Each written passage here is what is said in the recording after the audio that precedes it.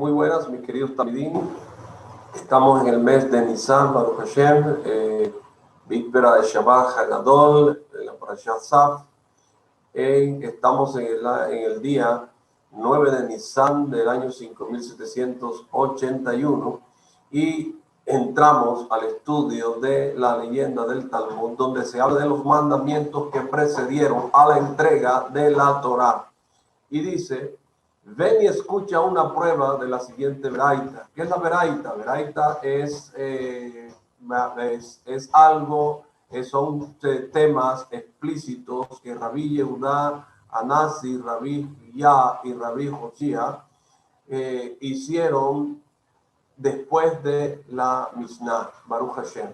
Entonces, la siguiente veraita está en contra de la opinión de los sabios, que dice que el sexto día se refiere al sexto día del mes y al sexto día de la semana.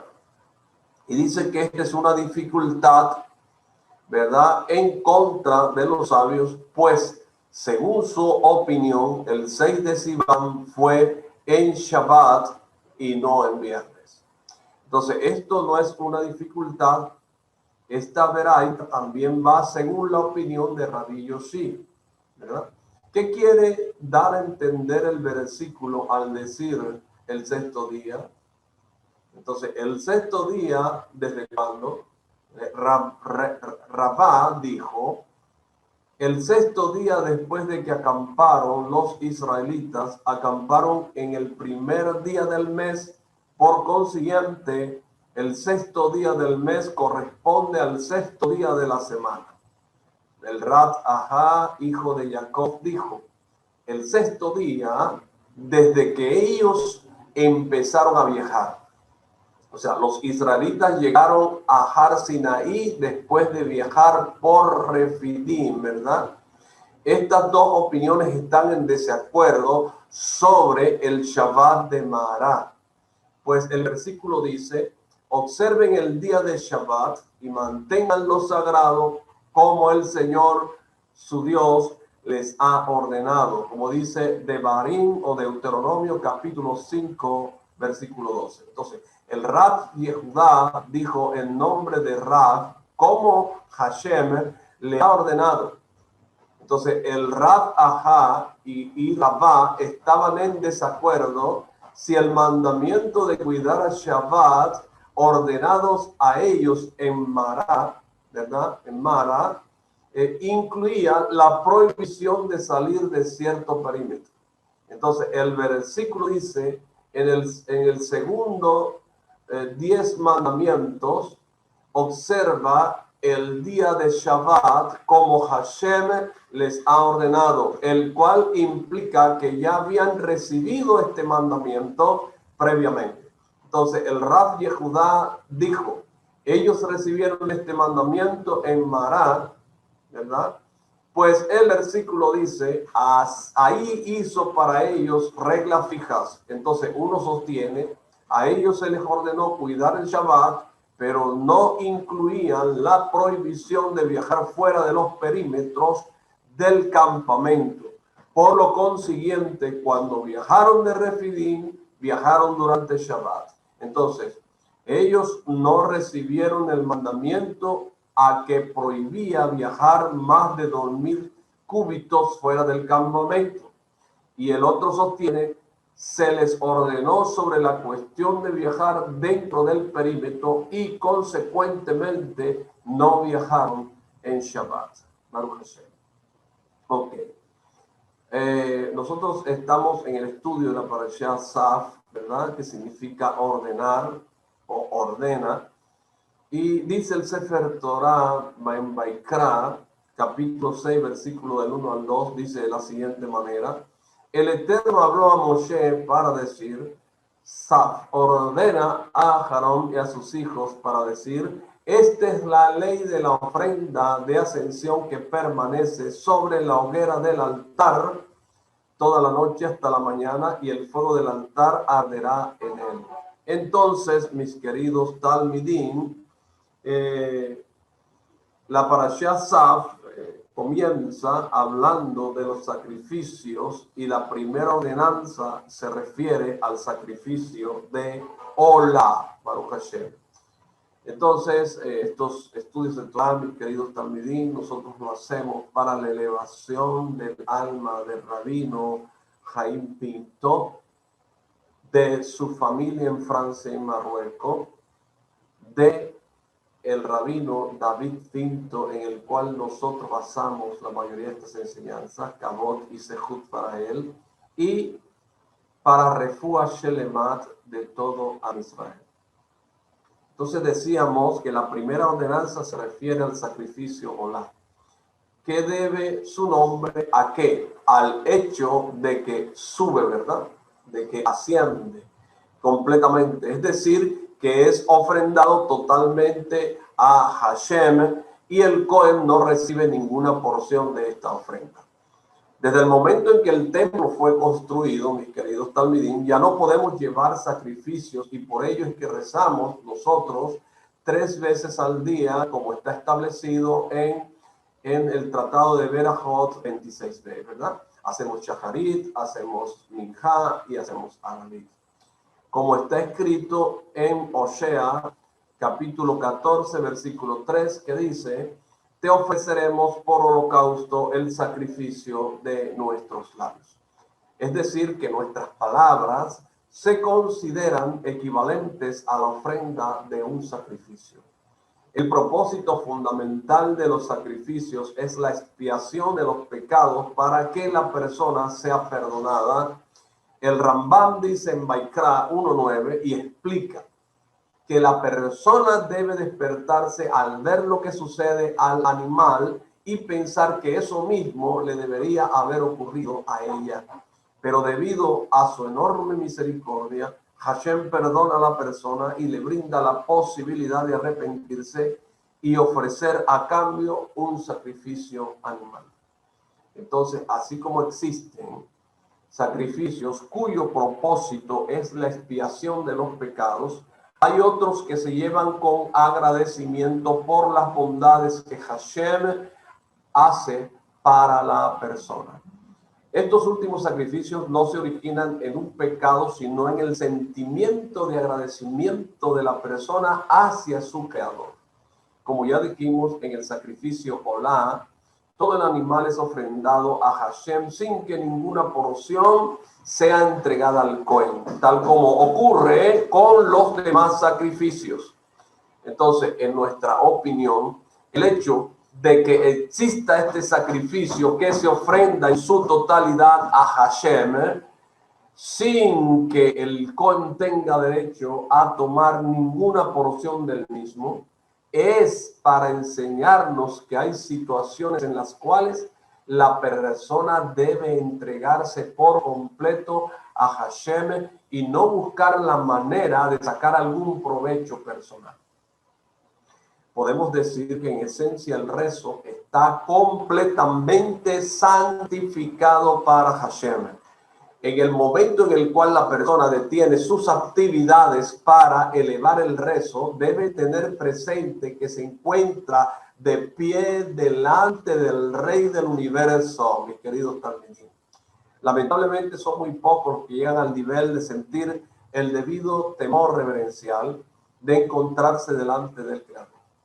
Mientras que la mayoría de las personas, en el mejor de los casos, dividen el rezo en 2 partes, la mitad para Dios, o Hashem, y la otra mitad para ustedes, o sea, para nosotros. Entonces, los burlones de la generación suelen decir: si olvidaste algo y no logras recordarlo, no debes preocuparte.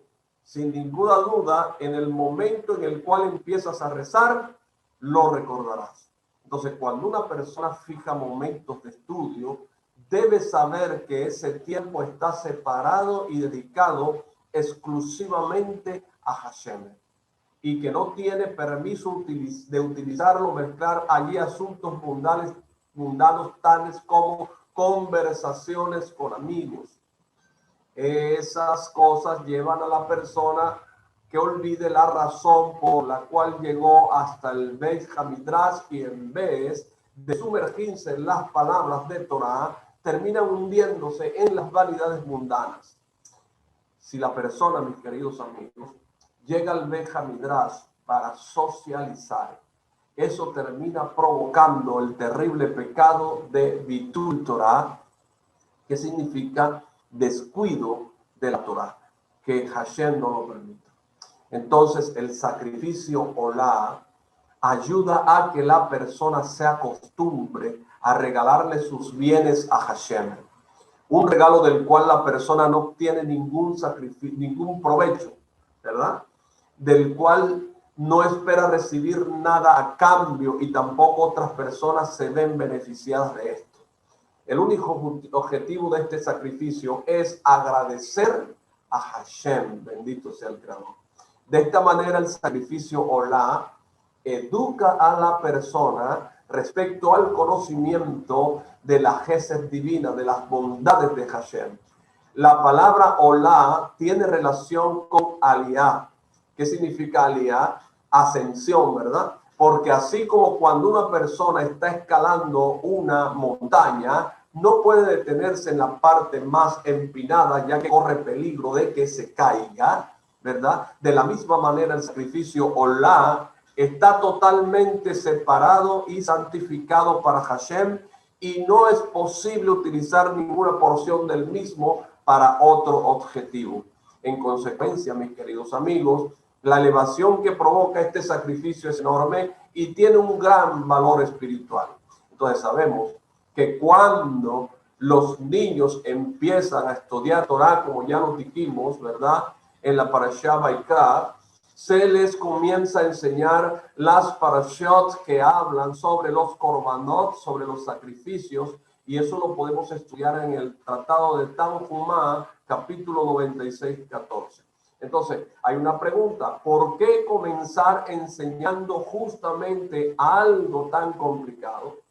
La respuesta es que la persona deje de lado sus intereses personales para poder cumplir con la voluntad divina. Además, en los sacrificios que así lo establecen, la persona también debe dar al Cohen una parte de aquello que le pertenece. Entonces, el tema de los sacrificios, mis queridos amigos, puede, ¿verdad?, considerarse como la mejor enseñanza para superar el egoísmo y dar de uno al otro. Por eso es que se comienza enseñando a los niños en este tema, ¿verdad? Para que aprendan la importancia del sacrificio personal como la base para el cumplimiento de toda la Torá y de la existencia misma del pueblo judío. La vida de la persona que cumple Torah y Mitzvot está repleta de sacrificios y continuamente debe dejar de lado sus intereses personales para poder cumplir con la voluntad divina. Esto incluye el hecho de dejar de lado la comodidad personal por el bien de otras personas, ¿verdad? Y si esto no fuera porque la persona se obliga a dar de sí misma, porque se la educa en este sentido desde la más tierna infancia, esto sería imposible de poder cumplir. Y debidamente con este mandamiento divino de ser nosotros siervos de Hashem. Entonces, el siervo, ¿qué hace? El siervo se anula ante su amo para poder cumplir con sus deseos. Eso hace un siervo, ¿verdad? Esto solo puede lograrse cuando la persona es educada desde pequeña para que aprenda a otorgar de lo suyo a los demás, controlando sus propios deseos, y de esta manera podemos lograr tener el mérito de ser fieles sirvientes de Hashem. Entonces, quien profundice, ¿verdad?, quien haga una profundización de este tema del sacrificio de Olá, descubrirá que el primer sacrificio de Olá fue nuestro patriarca Isaac, Abin, en persona, ¿verdad? Esto está en la Quedá, que nosotros podemos verla todas las mañanas en el Sefer, cuando estudiamos y hacemos el rezo de Shacharit, ¿verdad? En los rezos introductorios, Kahasahara. Entonces, tal como lo menciona el versículo Bereshit 22:2, y le dijo Hashem: toma ahora a tu hijo Isaac, a tu único hijo a quien amas, y vete a la tierra de Moriah y ofrécelo allí en el sacrificio. Hashem le ordenó a Abraham Avinu llevar a su único hijo, ¿verdad?, como sacrificio de Olá. Abraham se apresuró para cumplir con el mandato divino, a pesar de no saber que finalmente Hashem le ordenaría reemplazar a su hijo por un carnero. Esto muestra la grandeza de espíritu y la fe inquebrantable que tenía Abraham Avinu. Su apego a Hashem llegaba a tal punto de cumplir con su voluntad en cualquier circunstancia, mis queridos amigos. Y dicen los sabios que al partir con Isaac, Abraham le dijo a Sara que llevara a su hijo a la yeshiva, ¿verdad? Eso está en Tahumá, Bairá 22. Y no le dijo que lo llevaba para sacrificarlo. Entonces, alguien puede llegar a pensar que esto fue una mentira, pero en realidad no les he dado, ¿verdad?, que el cumplimiento de la voluntad divina es un aprendizaje en sí mismo. Y tanto el estudio como el cumplimiento de las misbot provoca satisfacción al Creador. El hecho de que Abraham estuviera dispuesto a llevar a Isaac, a su hijo, sin preguntas ni reclamos, se considera una enorme enseñanza, y en consecuencia Abraham no mintió a Sara que iban a estudiar. Entonces, si prestamos atención, la palabra misvá, ¿verdad?, que significa mandato o mandamiento o algo que se tiene que cumplir, veremos que dentro de ella se encuentra la palabra saf, que se llama esta parsha, que significa ordenanza.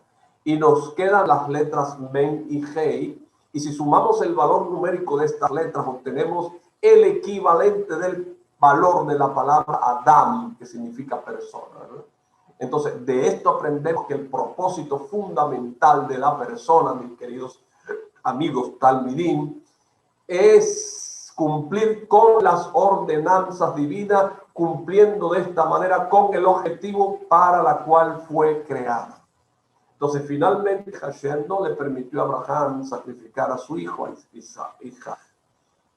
E incluso le prohibió provocarle el menor daño, como dice Bereshit Rabá 56:7.